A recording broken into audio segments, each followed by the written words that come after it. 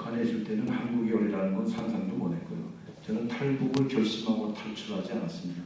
저도 이제 주석궁의 무역회사 부사장으로 근무하면서 그 대표단, 무역회사 대표단을 이끌고 중국에 출장을 나왔다가 뭐 어떻게 해도 탈북인지 모르겠어요. 자꾸 깨나니까 한국이더라고요. 갑자기 왔어요. 그 생각하면 못 옵니다. 이것저것 생각하면 아마 못 왔을 겁니다. 어떻게 저도 왔는지 모르겠지만 일단 왔습니다. 안 오려고 몸부림쳤는데도 왔습니다. 제가 여기 안 오려고 독일로 갔거든요. 여러분 아시죠? 유럽에 있는 독일에 그 중국에 나왔다가 저는 독일로 탈출했어요. 한국으로 탈출한 게 아니고 독일로 갔다가 독일에서 미국으로 가기 위해서 독일로 갔거든요. 홍콩에 갔다가 홍콩에 가니까 독일 그 미국 대사관 갈 수가 없더라고요. 그때는 여러분 잘 아시겠지만 그때 홍콩이 중국에 반환된 지 얼마 안 되기 때문에 상당히 경계가 심해가지고 미국 대사관에 들어갈 수가 없었습니다. 그래서 제가 다시 홍콩에서 독일로 갔습니다. 미국으로 가기 위해서요. 사실 저는 미국으로 갈 결심을 하고 그 중국을 떠났거든요. 그리고 독일에서 한 3개월 동안 있으면서 미국으로 가기 위해서 했는데 결국은 한국에 왔습니다. 저는 미국 대사관에 가서 미국 대사들 만나고 그 외에 외교관들도 다 만났습니다. 사실은.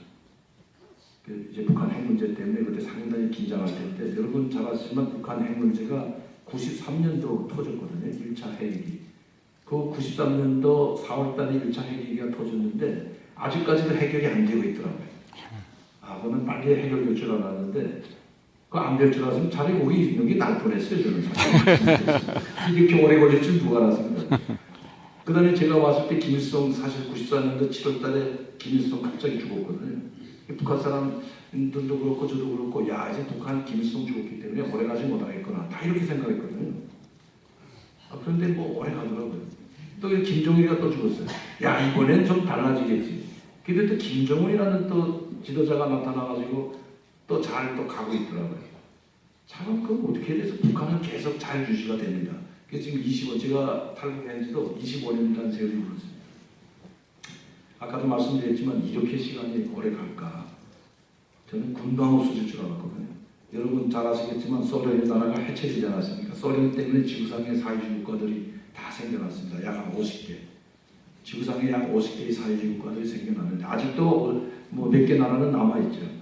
아직도 사회주의를 표방하는 나라들이 몇 개 있습니다. 그 중에서도 중국, 베트남, 쿠바 이건 아직도 공산당이 지배하는 뭐 사회주의 국가죠. 라오스, 미얀마 이것도 사회주의를 지향하는 국가지만 이제 사회주의는 아니고 어쨌든 이런 나라들이 약 50개 나라가 한순간에 몰락해 버렸습니다. 특히 여러분 잘 아시겠지만 소련의 위성국가들이라고 했던 동구권 나라들 여러분 제일 떠오르는 게 아마 폴란드, 헝가리, 루마니아, 체코, 동부독일 이런 나라들일 겁니다. 그런 나라들은요 우리나라보다 훨씬 잘 살았어요. 뭐 북한도 뭐 70년대 전까지 한국보다 잘 살았지만 그 나라들은 80년도, 89년도 무너질 때까지만 해도 약 한 4,000불에서 5,000불 정도의 GDP가 될 때입니다. 동독이 무너질 때가 5,000불이었으니까. 그런데도 불구하고 다 하루아침에 한세 싹 무너졌습니다. 89년도를 기점으로 해가지고 지구상에서 사회주의가 종말을 구했죠. 그리고 91년대 소련이 해체되고 이런 걸 보면서 북한에 있던 저희들도 특히 고위층들 우리도 얼마 가지 못하겠구나 다 이렇게 생각했거든요. 그러면 방법이 뭐냐? 살 길을 찾아야 되잖아요. 솔직히 말씀드리면. 그리고 소련이나 동구권 나라들, 사회주의 나라들은 분단 국가가 아닙니다. 분단 국가 중에서 동독하고 서독만, 독일만 분단된 국가였지 분단된 국가가 아니었어요. 그래서 우리는 분단 국가일 뿐만 아니고 6.25 전쟁이라는 아픔을 겪었잖아요. 여러분들 아마 6.25 전쟁을 겪으신 분들 여기에 오르신 분들 많으신데 6.25 전쟁 그 처참함 그걸 잊지 못할 겁니다. 그게 누구 때문에 일어났습니까? 아니라는 사람들도 있지만 그 진실은 뭐 숨길 수가 없잖아요. 그건 북한에 의해서 일어난 건 틀림이 없거든요. 중국과 소련의 지원을 받은 김일성 공산군이 그러니까 북한군이 6.25 이제 새벽에 남침을 우리 한국을 기습공격함으로써 6.25 전쟁이 터졌는데 그걸로 인해서 얼마나 많은 사람들이 희생됐습니까? 제가 알고 있는 것만도 350만 명이 희생된 걸로 알고 있습니다. 당시에 뭐 미군 뭐 중국은 뭐 말할 것도 없고요. 그런 아픔이 있거든요. 그런데 이런 아픔을 북한 때문에 일어났기 때문에 북한에 있는 고위층들은 통일이 되게 되면 한국한테 우리 한국 정부나 한국 국민들은 용서받지 못한다고 생각하고 있습니다. 당연히 용서받지 못한다고 생각하죠. 아마 독일이 통일됐을 때도 재판에 회부된 사람들이 있습니다.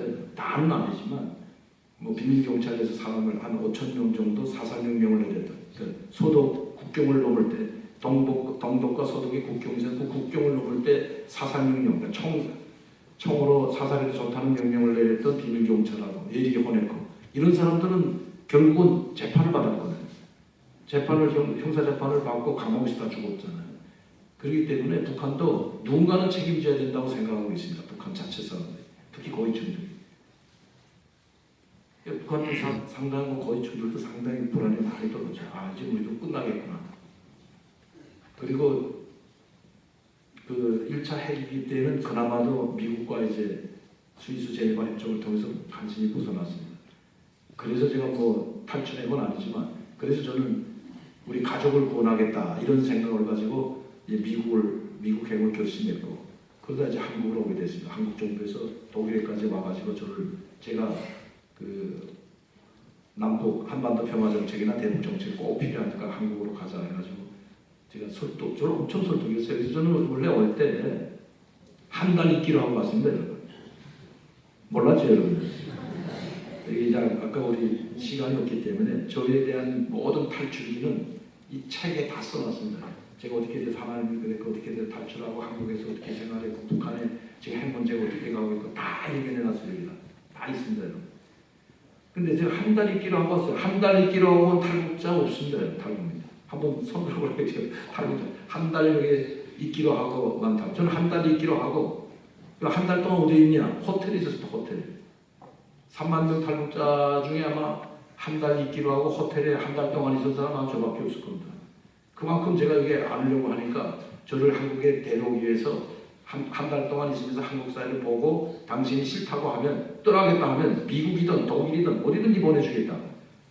그래서 그럴 수도 진짜 그렇겠냐고 뭐 방금 믿지도 않고 사실 그랬지만 믿었어요 그때는. 왜? 그때 당시 대통령이 누군지 아십니까 여러분? 북한 사람들이 다 알고 있는 김영삼 대통령이었습니다. 여러분 북한에서는 김영삼 대통령하고 김대중 대통령은 자기네 편인 줄 알아요. 맨날 노동신문에 나오니까 민주화위에서 뭐 이승만 독재 정권 아니면 또 박정희 독재 정권 전두환 군사 독재 정권 반대해서 싸운다고 노동신문에 안 나온 적이 없어요. 또 그 사람도 사형원도까지 받았던 분들인 건 여러분들이 더 잘 아시잖아요. 그렇죠? 김영삼 대통령 사형원도 받은 거 아세요? 모르세요? 체포돼. 그 민주화 투쟁하다가 잡혀가죠. 그것도 중앙정보부에. 근데 그분이 대통령이 됐고 중앙정보부장 그때는 안기부장이었지만 바뀌어가지고 그 안기부장을 누가 했습니까? 김독이라는 외고대학 교수가 했습니다. 저 잘 알거든요, 그분들. 민주화 투쟁 같이 하다가 감옥에 맨날 갔고 감옥을 그냥 제 집처럼 살았잖아요, 그분들은. 민주화 투쟁 한다고 하면서. 근데 그런 분들이 대통령 되고 안기부장 되니까 이제 많이 달라졌겠구나. 그래, 한번 믿고 가보자. 하고 왔다가 25년 됐습니다. 가겠다니까 가게 하겠어요. 후회하냐? 그때 많이 후회했죠. 저희 가서 많이 후회했습니다. 싸우기도 엄청 싸우고 그 안기부 국정원 사람들은 저 아직 별로 좋아 안 해요. 그때 저하고 같이 있던 사람들 너무 싸워서 너무 그 사람들하고 막 내가 앙탈 부리고 싸우고 막 해가지고 안 좋아합니다. 저는 여기 올 때도 기자회견 하지 않기로 하고 있는데 기자회견 안 했죠. 석 달 동안 못 쳤어요. 제가 다 들어주고 한 달 동안 호텔에 있었고 어느 호텔에 있은 줄 아십니까? 가까운데 그 엠버스 캐피탈 호텔이랑 동국대 옆에 있는 그 장충 그 뭐죠? 체육관 바로 그 둔독에 저 보면 동국대 쪽으로 하다. 그 둔독에 캐피탈 엠버스 호텔이라고 있는데 그 7층에 있었습니다. 저 아직 충수도 아직 있는 정도고 봐요. 7층에 그 VIP룸 스위트룸에 한 달 동안 있었습니다. 한 달 동안 있다 이제 안가로 들어갔죠. 그러니까 약속은 지켜줬죠. 대신 못 간다 그러더라고요. 안 된다. 위험하다. 당신 가면 위험하다. 대신 기자회견 안 하고 당신 영주권 다 들어주겠다. 그래서 기자회견도 안 하고 안가에 들어가서 석 달 동안 있는데 김일성이 왜 죽어가지고 제가 그래서 기자회견한 겁니다. 저는 여러분들한테 지금도 안 나왔을 거예요. 제가 공개도 안 됐을 겁니다. 사실. 기자회견 하게 되면 어떻게 됩니까 여러분? 저희 북한에 있는 부모도 형제 자매 다 다치거든요. 저희 형님이 한국에 3번 왔다 갔습니다. 저희 큰 형님이. 이제 마티 형이. 뭘로 왔다 갔냐면 뭐 탈북에서 왔다 간 게 아니고 대표단으로 왔다 갔어요. 한국의 대표단으로 오르려면 북한에서는 그 웬만한 거의 충이라도 토대가 일단 좋아야 돼요. 그리고 당과 수령께 충성하는 사람들만 오잖아요. 대표단에 올 때. 그런 사람들 뽑았었는데 3번 왔다 갔거든요. 92년도까지. 그러니까 제가 94년도 온다면 오겠어요? 못 오겠어요? 제가 안 왔으면 계속 올 겁니다. 대표단 선거를. 못 오죠. 일단 제가. 못 오는 건 둘째 치고 차관국 간부로 있다가 어디 간 줄 아세요? 여러분? 저 때문에?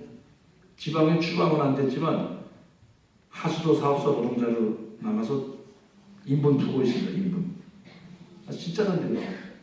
어느 날 갑자기 승용차 타던 사람이 벤츠 타던 사람이 하수도 북한도 상하수도 사업소가 있습니다. 평양시 상하수도 사업소. 상수도는 좀 나요. 상수도는 뭐예요? 먹는 물 공급하는데 그 하수도는 우리나라 하수도하고 생각하면 착각합니다. 북한 하수도는 험악해요. 엄청 힘들죠. 하수도 노동자로 전락했는데 왜?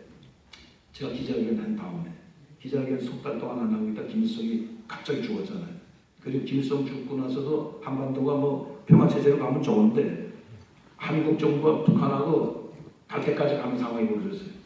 여러분들 아마 이제 기억이 다 94년도니까 잘 모를 겁니다. 나이 드신 어르신들은 좀 기억하실지 몰라도 김영삼 대통령하고 김정일이가 이렇게 등극했죠. 안 좋았어요. 왜? 김일성이 죽자마자 여러분 그 죽기 전에 회담하려고 했던 거 아세요, 여러분? 이젠 깜빡해가지고 저는 생생합니다. 25년이 엊그제 같아요, 지금. 야, 세월 또 진짜 빠르더라고요. 벌써 제가 온 지 25년 될지 어떻게 알았습니까? 7월 12일 날, 94년도 7월 12일 날 정상회담 하기로 돼 있었습니다. 누구하고? 김일성과 김영삼. 그때 김일성이 죽지 않고 정상회담 했다면 역사가 바뀌었는지도 몰라요. 뭔가 바뀌어진지도 몰라요. 야, 사람은 나이가 들어야 철든다고 김일성 나이 그때 몇이니까요? 82세 때입니다. 그러니까 많이 후회했거든요. 우리가 이렇게 꼭 가야 되겠냐? 사실은 그 김정일하고도 관계가 안 좋았습니다. 그때 올라와가지고. 왜냐하면 김정일이가 유명한 사람들 다 잘라버리고 김일성 자기 사람들을 다시 하고 자기가 정치에 다시 등장했거든요. 그 동권사회주의가 멸망한다는. 그래서 저희 장인이 저 한경북도 도당청임비서로 가 있다가 총리로 92년도 10월달에 다시 올라온 겁니다. 김일성 사람이거든. 그러니까 김정일이랑 안 좋았어요. 그리고 자기가 정년에 나서 김영삼 대통령 만나겠다고 하니까 정상회담 한다고 하니까 누가 정상입니까? 김정일이에요? 김일성이에요? 김일성이 정년에 나섰기 때문에. 김정일이 뭐래? 뒤로 물러났죠. 그래서 김일성이 갑자기 죽었습니다. 갑자기. 7월 12일 날 정상회담 하기로 했는데 언제 죽은 줄 아세요, 여러분? 모르죠, 여러분? 같이 그러면 김일성 죽었고 아마 아직도 모레. 7월 8일 날 죽었습니다. 7월 8일 날. 저는 아주 생생합니다. 왜? 제가 그때 와 있었으니까. 제가 온 지 딱 석 달 만에 죽었거든요. 그러니까 북한 사람들이 뭐라고 했줄 아세요? 야, 강명도 되게 총명하다. 그리고 도망친 사람 많아졌다 가서 야, 김일성 죽을 거 알고 갔대. 내가 무슨 존재야? 김일성 죽을 거 점쳤게. 전 죽을 거 생각도 못 했거든요. 근데 갑자기 죽어버렸다. 그래서 정상회담 파탄됐어요. 파탄되니까 우리 쪽에 뭐 클린턴 대통령, 그때 클린턴 아닙니까 대통령이? 클린턴 대통령, 뭐 러시아, 뭐 중국 할 거 없이 다 조선 보냈다고. 아, 뭐 참 안 됐다 하고 다 조선 보냈다는데 대표단 다 보내주고. 미국에서 대표단 나갔지만 클린턴이 직접 조선 보냈잖아요. 왜? 핵협상을 김일성이 때문에 핵협상이 타결되고 있었거든요. 그때 핵 문제가. 클린턴하고 회담할 때입니다. 북한이. 김일성하고 회담하는 게 고위급 회담을 스위스에서 하고 있을 때고 그때 누가 방문했냐면 5월달에 그 대통령이었던 누구죠? 카터 대통령이 북한을 방문하고 나서 김일성을 만났거든요. 만나고 나서 북한이 다시 핵을 포기하겠다고 하고 미국하고 협상으로 돌아섰기 때문에 조선을 보냈죠. 근데 우리는 김영삼 대통령하고 김일성하고는 7월 12일 날 정상회담을 하기로 했는데도 불구하고 조선은 둘째치고 비상경계령을 내렸습니다. 군대에다가. 여러분 비상경계령이 계엄령이 아니고 비상경계 태세에 들어간다는 건 출장 갔던 휴가 갔던 군인들 싹 들어오고 전미 큰 무장하고 대기 상태로 들어가는 거예요. 그러니까 북한에서 볼 때는 야 김일성 죽고 나면 혼란이 생겨서 혼란된 똥을 다고 이거 북침하려고 하는 게 아니냐 이렇게 생각했던 거예요. 김정일이가. 그래서 엄청 반발했어요. 그때 바로 서울 불바다 소리가 나온 건데 이 판사빵을 해보려면 해보자. 서울 그때 아직까지 거의 불바다 만들어 놓겠어 하고 회담할 때 말했던 게 바로 서울 판문점에서 만나서 했던 그 불바다 소리 그때 나온 거죠. 그만큼 관계가 악화됐어요. 그러니까 정상회담 하려고 했다 관계가 악화되니까 그리고 한국을 버렸죠. 북한은. 너희하고는 회담 안 하겠다. 그러니까 미국을 선택한 거거든요. 그때 이게 미국하고 단독회담, 고위급 단독회담으로 들어갑니다. 북미 단독회담으로. 한국은 빠지고. 그리고 나서 거기서 이제 병수로 지원해주고 원유 지원해주고 식량 지원해줄 테니까 핵 포기하라. 오케이 우리 핵 포기하겠다. 그렇게 하고 사인한 게 바로 그때 이제 핵 협정입니다. 북한과 북미 고위급 회담에서 발표된 거죠. 그럼 우리 정부는 기분 나쁘겠어요? 안 나쁘겠어요? 우리는 빼놓고 돈은 누가 돼? 케이더 사업 다니는 거 아시죠 여러분? 그때 경수로 원자 2기를 건설하게 주기로 했는데 북한 10%예요. 돈은 다 우리가 내야 70%. 그리고 생색은 누가 내요? 미국이 생색을 내. 그러니까 돈은 우리가 내고 우리는 철천지원수당 배제하고 회담도 안 하겠다고 이러고 여기는 그 김정일이가 김영삼 대통령 정부하고는 아야 철천지원수가 되고 미국하고 손잡고 돈은 여기서 대주고 쌀도 여기서 대주게 되니까 제가 기자회견 해가지고 지금 미국이 속고 있다. 미국이 지금 저 안 된다. 북한 핵무기 5개 가지고 있다. 미국이 속고 이걸 덮어주고 지금 하고 있다. 북한 절대 핵무기 포기 안 한다. 김일성 핵무기 20개를 되게 되면 20개 정도 만들게 되면 반드시 북한 핵실험 한다. 제가 그때 기자회견 때 말한 겁니다. 속지 말아라 미국. 그러니까 미국이 얼마나 일봤겠어요. 미국 자기 뒤통수 친거 돼버리거든. 북한하고 지금 몰래 그냥 덮어주면서 잘 가려고 했는데 한국에 난데없이 총리 사위란 사람이 나타나가지고 기자회견 하니까 열받겠어 안 받겠어요. 엄청 받죠 미국이. 근데 미국이 그걸 몰랐냐? 아까 말씀드렸잖아요. 이미 94년도 4월달에 미국 대사관에 3월 30일 미국 대사관에 가가지고 다 알고 있었어요. 이거. 북한 핵무기 포기 안 한다. 이미 핵 만들어 놓고 있다. 실험만 안 할 뿐이다. 아마 한 20-30개 정도 핵무기를 보유하게 되면 반드시 핵실험할 거다. 그게 언제냐? 한 10년 지나면 핵실험할 거다. 미국 대사관에서 다 이야기했던 거예요. 근데 이 사람들은 내 말 안 듣고 이거 핵무기 있다고 인정하고 핵사찰을 받게 되면 이미 만들어 나온 것까지 사찰 들어가자면 문제가 심각하기 때문에 이걸 덮어놓고 일단 핵을 안 만들게끔 억제시키려고 미국에서 했던 거죠. 일단 그거는 제가 이 책 보면 아시니까 이제 시간 다 됐어요. 벌써. 시간 다 됐다는 거예요. 어쨌든 그렇게 돼서 내가 기자회견한 겁니다. 석 달 만에 날 감춰놓고 있다가 여러분들 제가 완전히 몰랐어요. 석 달 있다 저한테 부탁을 해서 기자회견에다가 저 안 하겠다고 했거든. 이거 하면 저 북한이 가만 안 있다. 우리 부모님 이제 다 잘못된다. 나 제발 이거 안 하겠다는 나라와 조국과 인민을 위해서 한번 나가라. 이게 또 북한식으로 이야기하고 근데 또 거기는 또 약해요. 당과 수령과 조국을 위하 인민을 위해 맨날 이 말 듣다 여기 와서 약간 나라를 위해서 국가를 위해서 한번 좀 나서달라는데 근데 제가 받은 미국이 잘못하는 길이거든요. 그래서 내가 야 이거 어떡할까 고민하다가 제가 기자회견 하게 된 겁니다. 그것도 또 저를 데려올 때 만났던 사람들 한국 기업인들 몇 명 이제 만나가지고 이거 어떻게 생각했냐. 그때 그 사람들이 그래도 명단을 하면 안 돼. 절대 뻗치라. 그럼 북한에 있는 가족들 어떻게 할래? 이렇게 말했으면 저 안 했으면 얼마나 신받아가지고 그 사람 하는 말이 뭐냐. 야 너도 살아야 될 거야. 너 귀신도 몰래 죽을 수 있어. 이러잖아요. 참나. 아이고 그래서 네가 살아야 가족도 살릴 거 아니냐. 네가. 그래서 그에 한번 국가를 위해서 한번 나서보자. 그리고 나서 기자회견인데 그 기자회견한 내용이 동영상이 지금도 인터넷에 가서 강명도 하고 클릭하면 나옵니다. 그리고 나서 엄청 스트레스 받았죠 제가. 오히려 그것 때문에 제가 기자회견한 것 때문에 국장은 하나 해임하고 사임되고 안기부 국장, 그 대공수사국장이 사표내고 이영도 국무총리였는데 그 다음날 사과 성명 내더라고요. 우리가 자기가 시켜놓고 자기가 시킨 거 아니고 우리 몰랐다. 아 이런 핵 문제 이야기할 줄 몰랐대. 한 달 동안 연수하고 나갔는데. 몰랐대. 그러니까 미국이 얼마나 그래서 내가 야 역시 미국이었구나 그랬다. 아 내가 미국 갈 거 잘못했다. 후회 얼마나 하겠어요. 대통령은 수건 통역 메고 누워서 꽁꽁 앓고 있다고 하더라고요. 얼마나 클린턴이 그냥 압박을 가했는지. 클린턴 나이 그때 몇 살인 줄 아십니까 여러분? 대충 제가 말씀드린 46살이 46세. 네. 클린턴 나이가. 우리 대통령은 김영삼은 70 넘었죠 아마 그때. 그러니까 이거 아이 취급하다가 그냥 자기 그냥 된통당인 거예요. 나이가 작지 그 미국이라는 국가가 작은 거 아니잖아요. 얼마나 거기다 왜 강령도 시켜가지고 폭로 시켜가지고 전 세계가 우리를 건종에 빠뜨리게 하는 이거였죠. 이제. 큰 문제. 그러니까 오죽했으면 이용도 국무총리가 사과냈겠어요. 나가서 아이고 우리 모르고 그랬다 이거. 우리가 여기에 대한 책임지겠다. 이거 사과 성명을 했다는 거예요. 다음날. 그리고 나서 저는 안가에 딱 철저히 봉쇄됐죠. 야 그때 기자들 굉장히 330명이 왔으니까 프레스 다 들어오지도 못해가지고 밖에 줄 서 있었는데 그때 아마 후속 기자회견. 제가 그때 미국이 반발 안 하고 미국이 잘했다 그랬으면 아마 여러분 지금 나 여기 있지도 않을 거야. 아마 한 수십억을 벌었을 거야. 거짓말 안 하면. 한 100개 언론 기관에서 CNN, NHK, KBS 할 거 없이 거기 참여했던 사람들이 이거 받았다고 봐요.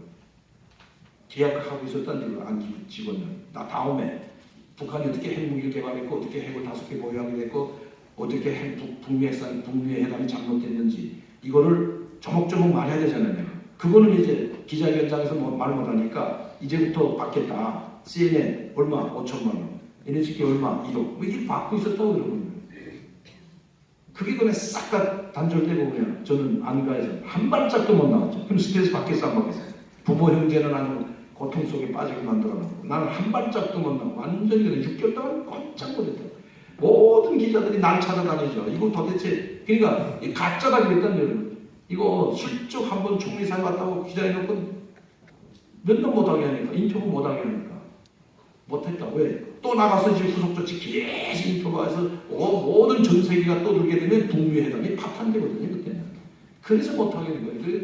그러니까 이용도 국무총리가 사과하고 난 철저히 이제 보호했죠. 나가지도 못하고 밖에도 못 나가서 밖에 밤에 나가서 식당 가서 몰래 안경 직원들하고 밥 먹고 이런 사정이 있었다고요. 그래서 저는 하나님한테 간 게 죽으러 갔던 거예요. 죽으려고 사실은. 95년도 94년 7월달, 한 94년 한 10월달쯤에 제가 눈빛이 달라지고 계속 안집사한테 싸우고 난리 나고 하니까 저를 교회를 데려가더라고요. 교회 가겠다. 그러지. 그게 바로 처음에 간 교회가 광림교회라고 제가 있던 안가고 가깝습니다. 논현동에. 그 압구정 신사동에 있는데 저는 논현동에 있었거든요. 단독주택에. 거기 안가에 있다가 교회 가서 하나님께 빌고 하나님께 기도라도 하고 죽자 하고 사실 그래서 봤던 거예요 사실. 근데 그게 계기가 돼가지고 거기서 하나님 말씀 듣고 제가 정신 번쩍 차리고 내가 죽으면 안 되겠구나 하고 다시 그 다음부터 교회 나가는 안가 있으면서도 내가 교회 갔다니까 사람이 좀 달라지니까 원래 뒤에 앉혀놓고 기도만 드리고 절대 사람을 못 만나게 하니까 그냥 예배 설교 듣고 예배 드리고 몰래. 근데 제가 하나 다니면 15명이 움직인다. 15명이. 내 타임의 사람, 시꺼먼 사람들, 아주 큰 사람들, 아주 젊은 사람들이 15명이 따라다니니까 우리 목사님이 깜짝 놀랐잖아요. 여기서 소리가 딱 보이잖아요. 뒤에 앉아서 이상한 사람들이 예배만 듣고 살짝 가거든요. 그래서 이상한 사람이다. 그래서 나 사실 그때 설교 제목 저 안에 좀 먹고 이 책에도 써놨어요. 제가. 어머니께 드리는 편지 해가지고 하나님께 드리는 편지라고 해가지고 그때 설교 제목이 뒤돌아보지 않는 인생이었습니다. 설교 제목이에요. 뒤돌아보지 않는 인생. 자기가 지은 죄를 계속 뒤돌아보고 그것만 고민해 가지고 자꾸 하나님께 맡겼으면 하나님 믿고 하나님께 내 죄를 다 지었으면 하나님이 지고 갔다 생각하고 주님한테 주님이 우리 죄를 다 지고 가셨다고 생각하고 앞을 보고 다니라는 거였거든요. 그래서 난 짜고 고스톱 치는 줄 알았던데 내가 거기 오니까 그 설교 시킨 줄 알았어. 솔직히 말하면. 그래서 내가 김선도 목사하고 그랬잖아요. 가가지고 목사님 저 알고 그때 뒤돌아보지 않는 인생. 이 설교 때문에 제가 살았거든요. 사실. 저 엄청난 사람들에서 악질에서 저 같은 악질 하나 두 번 다시 없었거든요. 죽음은 죽고 저희 죽음을 두려워 안 했어요. 제가 그렇게 죽음을 두려워하지 않게 된 배경은 정치범수에서 1년 6개월 동안 생활하면서 죽음이라는 게 무의미하다는 거 알았거든요. 인간 생명이 무의미하다는 거 알았기 때문에 그때부터는 저는 거기 한번 갔다 온 다음부터는 죽음 따위는 아무 생각 안 해요. 그러니까 내가 다 나를 이렇게 만들고 우리 부모 형제 고통 속에 몰아넣은 이 안기부 그 족기심이 얼마나 생겼겠어요. 그런데 그 설교 듣고 하나님 말씀 듣고 제가 다시 돌아선 겁니다. 고민하기 시작했던 거예요. 그 다음부터 교회 나가다고 이제 교회 나가자. 거기 계속 나갔어요. 말씀이 좋고 그 다음에 이제 안가에 나와서 제가 김선도 목사님 만났죠. 그 교회 다닐 때 만나자 해서 만나니까 내가 물어봤어요. 그때 좋은 거 알고 뒤돌아보지 않는 인생이라는 설교 하셨어요. 전혀 몰랐대. 누군지 몰라가지고 자기네도 궁금해가지고. 근데 안기부에서 후에 자기네가 불렀더니 그 사람 책임자 불러가지고 이야기하니까 절대 말하지 말아달라고 해가지고 그래서 한 3번째부터는 알았지만 그래서 자기는 모른 척하고 있었다는 거예요. 그래서 제가 1년 만에 그 교회에서 세례 받은 겁니다. 광림교회에서. 세례가 뭔지도 모르고 그냥 받았어요. 세례 받으라고요. 신앙생활은 그렇게 시작됐습니다. 그래서 저는 하나님이 살아역사하신다. 내 살아온 배경을 보면 이건 내 인간의 힘, 내 힘으로 되는 일이 아니다. 지금도 여기 살아있고 여러분들 앞에 서서 이 말씀을 전하는 것 자체가 내 힘에 의해서 되는 거 아니고 내 뜻에 의해서 되는 것도 아니고 내 능력으로 되는 것도 아니라는 걸 여러분들 앞에 고백합니다. 이건 정말 내가 신학대학을 나오려고 생각도 못했어요. 아니 믿음의 영혼이 어떻게 신학대학을 다닙니까? 여러분 장로의 신학대학 제가 서울신대도 가서 특강도 하고 세미나도 많이 했지만 이 신학대학의 신학대학원은 목회 과정입니다. 목회. 교육학입니다. 교육학. 속사, MDV가. 그럼 목회자의 길을 가는 건데 준비되지 않은 사람이 목회자가 된다고? 이건 말도 안 되는 거죠, 여러분. 준비되지 않은 사람이 목사 되는 순간에 교회는 깨져버립니다, 여러분. 내가 맨날 가서 다른 사람들하고 이거 신학대하고 나오고 목사가 돼서도 바른 길을 가지 않고 말씀대로 살지 않으면 그게 되는 거예요. 그 준비된 사람만이 가는 게, 근데 저는 준비 안 됐어요, 사실은. 그래도 신학대학에 입학을 시켜주더라고요. 그리고 대학 생활하면서 그때 내가 모든 것을 깨닫기 시작한 거죠. 하나님에 대해서 다시 생각하고. 저 하나님 어떻게 생각인 줄 아십니까? 구약시대처럼 생각했어요. 저 하나님 믿겠는데 난 자다 깨나면 모세한테 줬던 지팡이 하나 주면 그냥 북한 가서 싹 쓸어버리고 오는데 한 번만 좀 주지. 옛날에 좀 왜 안 주냐고. 그러니까 구약시대로 생각하고 있던데 여러분 구약시대는 여러분 성경 봐서 알지만 말씀해. 하나님이 직접 개입하고 직접 했어 안 했어요? 모든 원수를 하나님이 직접 물리쳐줬잖아요. 모세한테 하나님이 나타났어 안 나타났어요? 나타났잖아요. 근데 지금 나타났어요 안 나타났어요? 안 나타났어요 지금. 우리는 성령을 통해서 하나님과 소통할 뿐입니다. 근데 그건 모르잖아요. 그러니까 이 모세한테 줬던 지팡이가 달라지지 지팡이가. 그게 뭐라고 하잖아요. 꿈길 때 제가 하도 내가 그 교회 이거 믿지 못해가지고 믿음이 없으니까. 부활하신 저 십자가에 달리셔 우리 주님을 모든 죄를 안고 가신 그 뚜껑을 보여주고 우리 죄를 사하고 우리를 천국에 구원하겠다. 우리 영혼을 구원해서 천국에 데리고 가겠다고 하도 말 안 들으니까 직접 육신으로 오셔서 그 고통을 당하시고 모든 죄를 안고 가신 주님. 모르잖아요. 저는 그거 몰랐다고 했었죠. 그러니까 제가 이랬다고. 하나님 저 꿈에 한 번만 나타나면 하나님 믿을게. 이랬다더라고요. 근데 꿈에 안 나타나더라고요. 여러분 성령님이 인도하잖아요. 성령이 내 마음에 없는데 어떻게 꿈에 하나님이 나타나? 한심한 거야. 그러니까 꿈에 좀 한 번만 나타나달라고 어떤 모습으로 나타날지 궁금해가지고. 왜? 어떤 분들이 간증할 때 보면 하나님 꿈에서 음성 듣고 말씀 듣고 하나님 만났다고 해가지고 야 나도 오늘 하나님 나타나달라. 하나님 제발 오늘 밤에는 좀 나타나주세요. 그리고 잘 안 나타나. 근데 성령님이 안 계시는 거예요. 그걸 몰랐다는 거예요. 신학대학 가서 그걸 이제 2년 동안 공부하고 또 공부하다가 또 태양 맞아서 태양 왜 맞은 줄 아니까 저절로 태양감에 저절로 2년 다니고 성경종합 통과 안 돼서 공부 뭐야 저 3학년에 올라가지 못하거든요. 근데 성경종합 통과할 수가 없는 공부 아무리 해 시험에서 합격이 안 돼요. 왜? 성령님이 안 계시기 때문에. 이거 성령님이 쓴 건 여러분들 다 아시죠? 그런데 인간의 눈으로 자꾸 보니까 안 되는 거야. 이해를 못 하겠더라고. 시험장에 들어갈 때까지만 생각나는데 시험장에 들어가면 캄캄해. 하다못해 콘닝까지 해도 떨어지더라고요. 콘닝까지 떨어졌어요. 근데 또 콘닝고 내가 그분 거 콘닝인데 그분도 떨어졌어. 그러니까 떨어지는 사람 콘닝이니까 나도 떨어져. 꼭 한두 점 때문에. 근데 자동 퇴학당한 거죠. 이런 과정을 거쳤어요. 그런데도 하나님께서 5년 만에 다시 내가 성령 받고 눈물로 성령 받고 하나님한테 회개하고 하나님 잘못했습니다. 신학교까지 뛰어가서 막 울면서 나 신학 공부 다시 하겠달라. 나 이거 하러 왔다고 등록하러 왔다니까 이미 제명됐다고 하더라고요. 7년이 지났기 때문에 제명됐대. 내가 8년 6개월 만에 갔거든.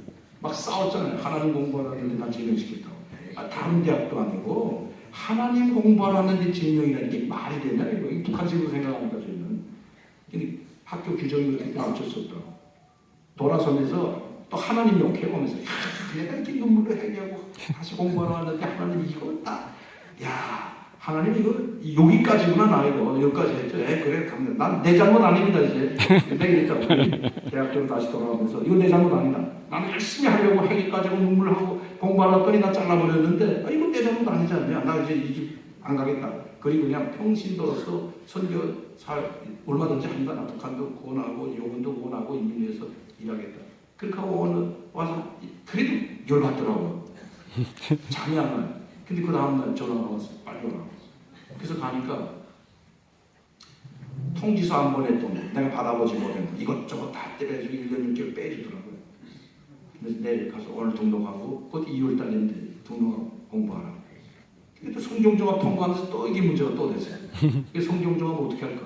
그러니까 그것도 예외적으로 성경 통달원에 가가지고 통독원에 가서 통독해가지고 시험 보고 그거 제출하면 강명도 당신 하나만 딱 예외다. 그래가지고 난 딱 하는 지금까지 그런 예외 없었대요, 여러분.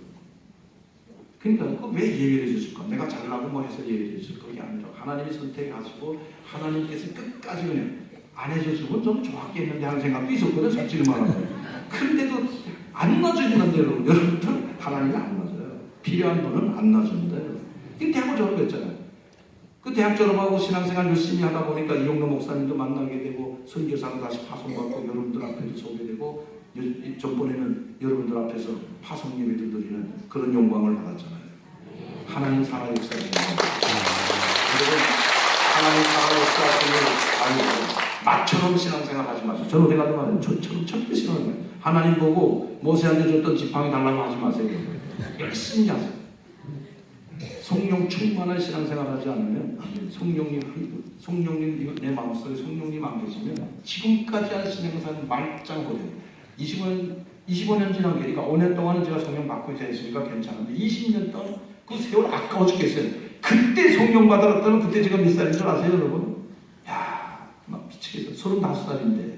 그럼 내가 얼마나 훌륭한 목사가 됐겠어요. 근데 그때 내 성령님이 나한테 안 계셨을까? 왜 하나님이 이렇게 했을까?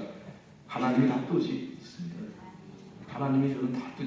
그때 아마 제가 성령 충만해질 수도 없거든요. 아마 이런 쌓인 과정을 다 하셨어요. 여러분 제가 그냥 25년 동안 뭐 처음부터 대학 교수로 이렇게 훌륭한 이런 방송만 보면 아주 멋있잖아요. 이거 말짱 다 한 거죠.